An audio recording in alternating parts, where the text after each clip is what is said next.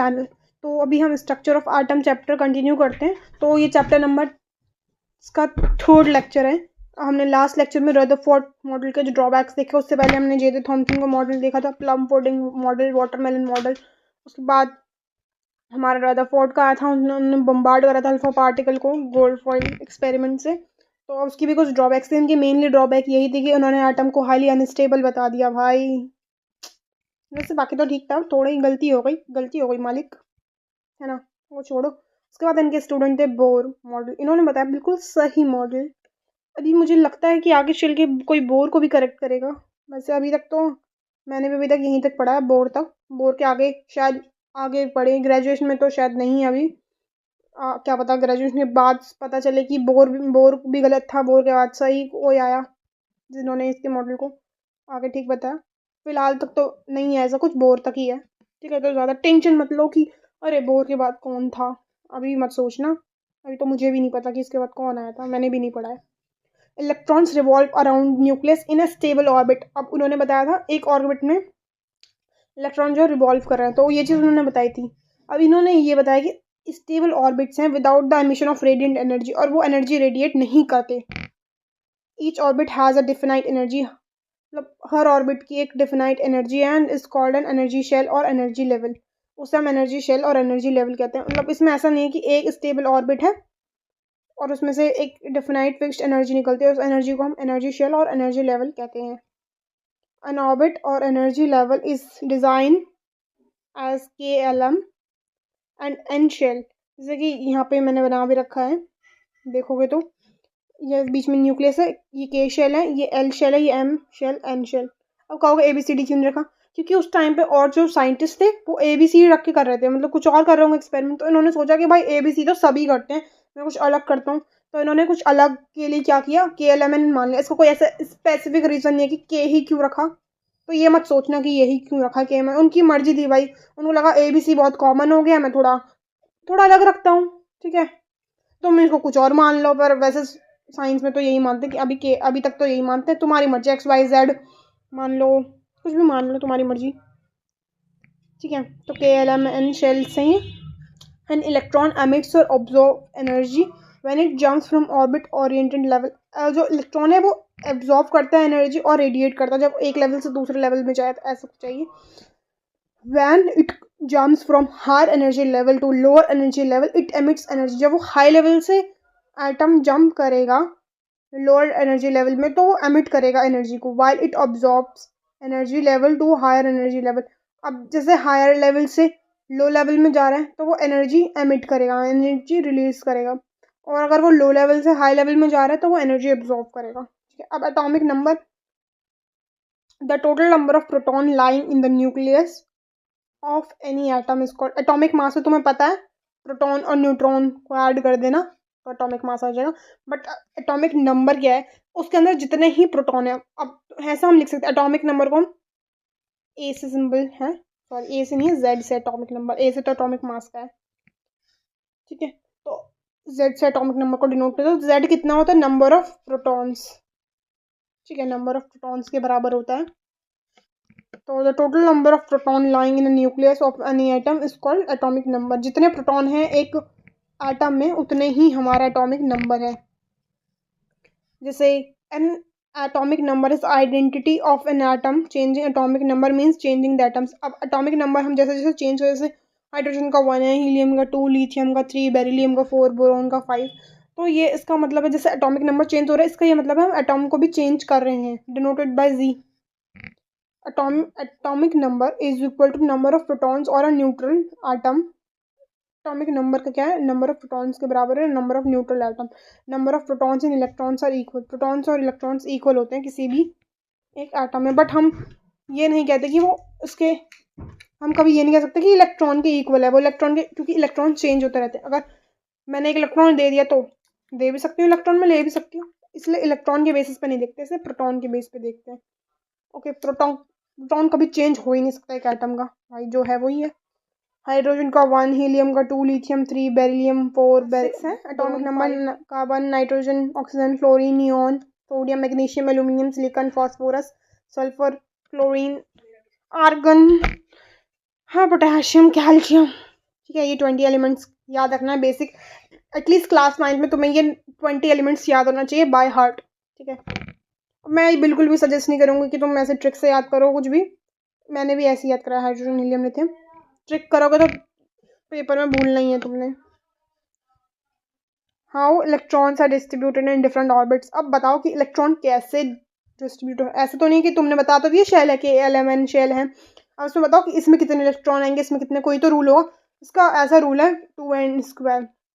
The distribution of electrons in various shell is done in accordance to Bohr and बरी।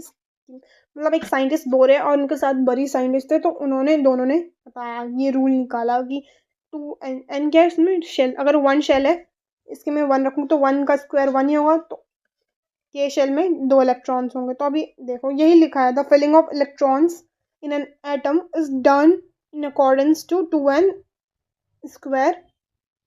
the where the number of shell and 2n² represent the total number of electrons that can be accommodated in that particular shell. Accommodated का मतलब कितने उसमें रह सकते हैं। Maximum number of electrons that can be filled in particular shell, ये maximum है। मतलब अब तुम कहोगे कि 2 8 18 32 है, तो क्या एक शेल में 18 होते हैं? ऑफ कोर्स नॉट, हम रख ही नहीं सकते एक शेल में 18। मतलब थ्योरेटिकली तो ये पॉसिबल है, बट थ्योरेटिकली तुम्हें दिख रहा है 18 लिखा है 32 लिखा है, बट एक्चुअल में ऐसा नहीं होता। 8 ही इलेक्ट्रॉन्स रखते हैं क्योंकि 18 को होल्ड नहीं कर सकता भाई न्यूक्लियस हमारा। n इक्वल टू 1 के शेल 2n², 2 इंटू 1 का स्क्वायर तो 2 इलेक्ट्रॉन, यहाँ पे 2 कर दो एल शेल में तो यहाँ पे 8 आया, यहाँ पे 3 कर दिया तो यहाँ पे 18 आया, यहाँ पे 4 आया तो यहाँ पे 32 आया। ठीक है, अब इसके बाद the outermost shell can't hold more than 8 electron. मैंने भी बताया कि आउटर मोस्ट शेल है वो 8 से ज़्यादा होल्ड कर ही नहीं सकती है भाई। अब तुम्हें यहाँ दिख रहा है 18 32, पर ऐसा नहीं होता। While second last shell can't have more than 18 electron, even though they may have capacity to hold more than electrons। 18 से ज़्यादा होल्ड कर सकते हैं बट वो करेगा नहीं होल्ड। जैसे कार्बन कैल्शियम 20 है तो इसका 2 8 10 ऐसे नहीं लिख सकते तुम, क्योंकि ऐसे लिखोगे तो गलत हो जाएगा। कभी अभी ऐसे मत लिखना 2 8 10।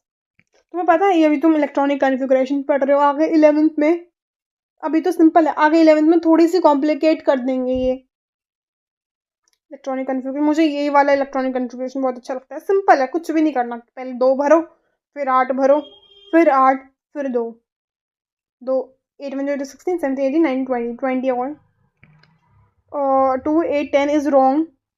ठीक है, ऑल्दो एम में शेल में हम 18 रख सकते हैं बट फिर भी ये रॉन्ग है। ठीक है, फिर जैसे के 19 है, इसमें 2 8 8 1 2 8 3, लास्ट में तुम देखना कभी मैंने 18 या 32 नहीं लिखा होगा, क्योंकि ऐसा नहीं लिखते, वो गलत है। वाई डू एटम कंबाइन, हम एटम क्यों कंबाइन। अब तुम्हें पता है कि जो इलेक्ट्रॉनिक हमारा जो टेबल है पीरियोडिक टेबल, तो उसमें कुछ एलिमेंट्स हैं लास्ट ग्रुप में देखना, जैसे हीलियम है, आर्गन, तो ये सारे क्या होते हैं, ये स्टेबल होते हैं, ना ही किसी को अपना इलेक्ट्रॉन देते हैं ना ही किसी से इलेक्ट्रॉन लेते हैं। तो जो पूरी पीरियोडिक टेबल है ना वो इनकी तरह बनना चाहती है। ठीक है, जैसे ये स्टेबल है तो वो भी चाहते हैं हम भी स्टेबल बने।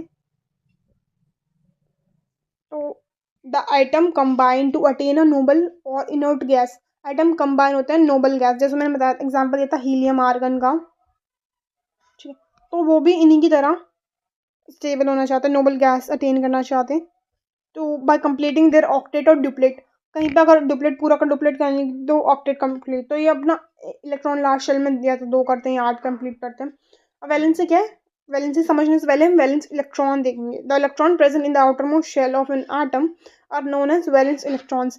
किसी भी मैं एग्जांपल देती हूँ लिथियम का, हाइड्रोजन हीलियम लिथियम तो इसमें 3 है, तो हम पहले कैसे लिखें 2 और 1।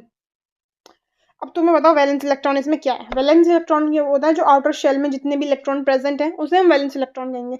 अब तुमसे पूछ लेगा कि right the valence electron present in lithium, how many electrons present in lithium element, valence electron पूछा है तो लिथियम का 1 हो जाएगा। जितने भी एलिमेंट्स लास्ट शेल में जैसे 2 हैं तो 2 वैलेंस इलेक्ट्रॉन, 4 है तो 4 valence electron. That's it's so simple concept.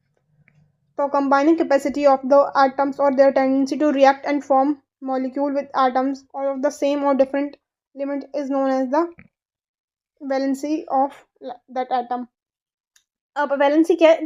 Valency is about combining capacity of the atom. एक आटम कितने एलिमेंट्स कंबाइन कर सकते हैं। अगर 2 एलिमेंट मैं शेयर कर रही हूँ तो उसकी जो वैलेंसी होगी वो 2 होगी। मैं किसी से 3 एलिमेंट्स ले रही हूँ तो उसकी वैलेंसी 3 होगी।